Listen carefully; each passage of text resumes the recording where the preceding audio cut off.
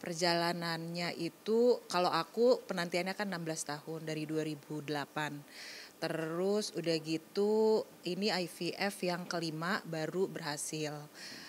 Pernah satu kali itu natural hamil, tapi cuma sampai 11 weeks ternyata nggak berkembang. Akhirnya 2 tahun kemudian kita coba lagi IVF, ya ini IVF yang terakhir ini, puji Tuhan itu berhasil gitu. IVF itu adalah proses pembuahan di luar. Jadi sel telur aku dan juga spermanya Ryan itu digabung di luar, terus udah gitu disatuin untuk bisa jadi embrio. Nah, jadi pas pada saat lagi proses sebelum si telurnya dari perempuan itu diambil, itu kan kita distimulasi, disuntik. Itu biasanya di hari berapa setelah datang bulan itu kita udah mulai disuntik terus udah gitu nanti pas masuk masa subur kita itu baru nanti akan ditransfer si yang embrio yang udah jadi itu gitu. Bedanya sama bayi tabung apa sih? Sama cuman IVF itu bahasa Inggrisnya, bayi tabung bahasa Indonesianya. Gitu. Nah, ini selama 16 tahun nih gitu, sudah pasti pernah ke dokter konsultasi dan segala macam gitu, dan akhirnya memutuskan seperti ini bayi tabung tuh. Kalau aku sih sebenarnya udah ke luar negeri juga udah nyoba, cuman IVF-nya bayi tabungnya rata-rata di Indonesia gitu. Cuman kalau check up semuanya dari Malaysia itu kita udah coba gitu. Cuman memang selalu hasilnya tuh nggak ada masalah yang signifikan apa-apa gitu. Nah jadinya yang terakhir ini itu kita juga tadinya mau ke Spanyol karena banyak banget kan yang berhasil gitu IVF di Spanyol, bayi tabung di Spanyol. Cuman setelah pemikiran, karena kalau misalkan di luar negeri kan banyak yang harus kita tinggalin karena kita kerja di sini gitu. Terus di sana tuh bisa berapa minggu kan gitu. Jadi setelah pemikiran panjang ya udah akhirnya kita mutusin ya udah deh kita coba lagi terakhir di Indonesia. Ya memang aku sama Ryan tuh udah berpikir udah deh ini terakhir gitu karena sebenarnya kan lima kali itu prosesnya badan terus disuntikin hormon apa ini itu gitu. Apalagi yang terakhir ini nih proses aku tuh back to back, jadi 2 kali stimulasi untuk karena umur aku udah 41 tahun. Jadi dokter obgyn aku bilang ini kita stimulasi double back to back supaya untuk ngumpulin si telurnya yang bisa dijadiin embrio sebanyak mungkin gitu. Berarti sudah 5 kali prosesnya. 5 kali proses gitu. 1 kali 2 kali gagal, sisanya itu nggak dapet embrio. Jadi walaupun telur aku dan juga sperma udah dimasukin dan diusahakan untuk terjadi pembuahan di luar, itu belum tentu bisa terbentuk embrio gitu. Semudah itu ya kamu? Nggak semudah itu gitu. Jadi kalau misalkan yang cap-cip-cip tiba-tiba hamil, pasti nggak tahu nih proses untuk bisa hamil tuh ternyata panjang gitu. Jadi untuk sampai embrio itu aja tuh prosesnya tuh panjang. Belum tentu embrio itu bagus. Kayak kemarin mungkin aku yang hamil natural terus tiba-tiba nggak jadi, itu kayaknya memang si calon janinnya yang dari embrionya udah nggak bagus gitu. Mungkin selain waktu yang kita buang untuk kegiatan tadi itu bolak-balik ke rumah sakit untuk bayi tabung itu juga pasti biayanya luar biasa nih. Seperti budgetnya yang lumayan pasti ya. Kalau misalkan ternyata kan karena kita pejuang 2 garis, jadi kita ngelihat ternyata orang Indonesia tuh banyak banget pasangan-pasangan Indonesia yang juga berjuang mau punya anak gitu, yang pejuang 2 garis. Jadi kalau misalkan mungkin pasangan yang tiba-tiba langsung hamil, langsung ke obgyn nggak akan tahu nih kalau ternyata banyak pasangan pejuang 2 garis gitu. Kayak aku ngelihat tuh banyak banget pasangan pejuang 2 garis di Indonesia, dan itu tuh cost-nya aku bisa bilang kalau yang aku jalanin ya ke selama ini di Indonesia di beberapa rumah sakit itu ya memang kita harus prepare paling nggak 101 kali program gitu. Dan itu tidak menjamin ya, tidak ada jaminan akan berhasil gitu. Berarti pasti masih ada proses-proses lagi tuh kayak. Iya. Tentu itu bakal jadi berhasil itu. Belum tentu udah disuntik ini itu terus udah gitu ada embrio yang bagus yang bisa ditransfer. Kalau enggak ya udah kayak aku kemarin itu berapa kali ternyata nggak ada embrio yang bagus. Jadi udah disuntik, udah dioperasi untuk ambil telurnya apa ini semua, ternyata nggak ada yang bagus embrionya gitu. Kondisinya sudah berhasil. Sekarang 7 bulan 32 weeks. 22 weeks. Awal-awalnya gimana tuh? Awal Filmnya atau gimana? Aku sih ngidam-ngidam nggak ada ngidam. Terus udah gitu muntah-muntah tuh rata-rata aku di sore. Di sore aku muntah, heartburn. Aku sih yang pasti tuh heartburn terus-terusan gitu. Terus udah gitu yang nggak tahu ya. Emang benar kalau misalkan kata penelitian kan lebih bagus tuh di 30-an hamil, tapi emang karena kalau udah 40-an tuh memang capek ya.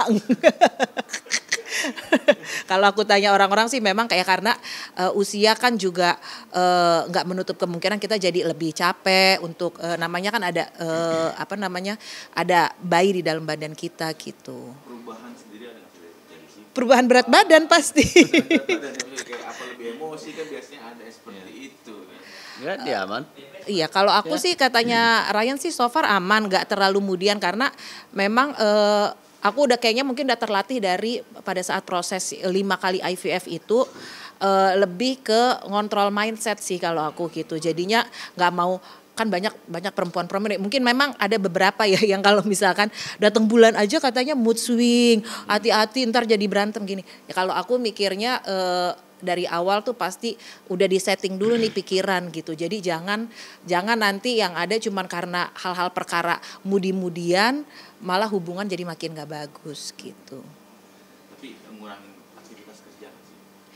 Aku iya kayak sekarang aku udah nggak ikut tuh kalau misalkan Melanie syuting atau off air itu aku udah nggak ikut karena trimester pertama tuh memang benar-benar full bed rest karena kan benar-benar harus dijaga ya gitu.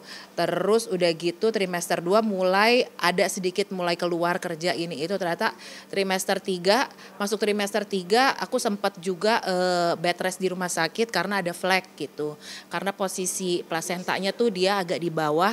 Jadi kalau misalkan aku banyak aktivitas itu akan ada tekanan yang bisa memicu adanya si flek keluar gitu.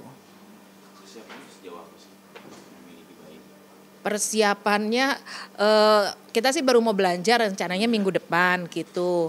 Terus udah gitu persiapannya sih lebih ke mental ya. Kalau ke baju-baju apa semuanya ya pastilah karena kan banyak banget yang gemes-gemes gitu ya. Cuman yang benar-benar lebih kita persiapin adalah finansial dan mental gitu. Karena dengar-dengar kan katanya juga imunisasi aja mahal gitu. Terus udah gitu apalagi kalau aku rencananya mau ASI eksklusif pastikan itu kan juga susah gimana cara mengasih yang baik supaya nggak banyak drama ini itu gitu. Lebih yang persiapan mental itu sih gitu. Tapi kalau karena sendiri kan lebih udah bisa menjalankan. Nah, kalau suami sendiri lebih rewel nggak sih? Maksudnya lebih khawatir worry dengan istri nggak? Buat apa? You more worry gak about me? Enggak, kenapa? Dia tuh orangnya easy going mas. Jadi mungkin akhirnya aku kebawa sama dia juga gitu. Biasanya khawatir ya jadi apalagi anak pertama gitu kan. Jadi khawatirnya yang lebih. Kalau dia tuh kayak dia tuh lebih overprotectivenya sama makanan. Dia tuh nggak bolehin aku makan yang aneh MSG apa gitu. Karena di rumah proses real food. Pakai minyak canola, grapeseed saya nggak mau. Gitu. Berarti di rumah masak sendiri? Di rumah dia chef saya. Gitu. Dia chef saya, dia yang masak. Jadi makan kalaupun emang kadang pengen makan di luar apa harus yang real food gitu. Jadinya kalau misalkan kayak kadang kan ada ya namanya dari lahir di Indonesia jadi kan kangen-kangen ada makanan MSG gitu ya. Nah dia tuh selalu bilang jangan kasih anak gue makanan yang nggak bagus yang nggak bergizi gitu. Boleh nggak sih dibocorin jenis kelaminnya? Laki-laki. Nah ini biasanya kan kayak kamar apa gitu udah dipikirin belum sih untuk kesana gitu udah sedikit demi sedikit ya kayak dekor room atau apa ruangan. Kamar sih kita udah prepare cuman nggak dirubah langsung kayak kamar bayi karena tetap kita mau kan ada opung nanti yang ngebantuin aku ngejaga kan gitu. Aku juga udah prepare ada mbak gitu. Jadi ada tempat tidur yang tetap tempat tidur dewasa. Tapi kalau kamar bayi aku rencananya sih box yang barengan sama ibu bisa gitu. Kayaknya sih mungkin karena udah cukup ini ya tua pada saat hamilnya. Jadi nggak terlalu konsumtif gitu. Ada turun-temurun nggak sih dari kakak, dari ini semuanya kan keluarga. Barang-barangnya ya? Barang-barang kan biasanya gitu kan. Oh ada Gitu. dari Melani itu aku ada pakai changing table-nya itu kayak lemari buat ganti buat mandiin apa itu aku pakai gitu yang punya Mel gitu. Lebih kayak gitu aja sih kita kayak ya udah yang emang memang bisa dipakai masih bisa dipakai continue. Aku pakai cuman kalau misalkan kayak pompa ASI atau apa yang kira-kira emang butuh steril kita pasti akan beli baru gitu. Kak, tapi impian kakak nih melahirkan secara normal atau seperti apa? Aku karena umur 41 pas lahiran menuju 42 ya. Jadi pas waktu tahu hamil udah nggak dibolehin sama dokter untuk normal.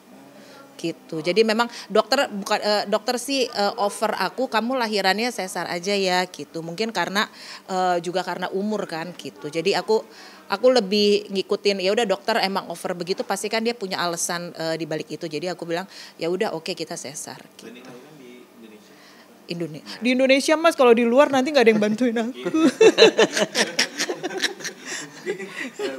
Udah gitu kalau di luar tuh harus jelas kalau kita pengen sesar apa ini itu gitu.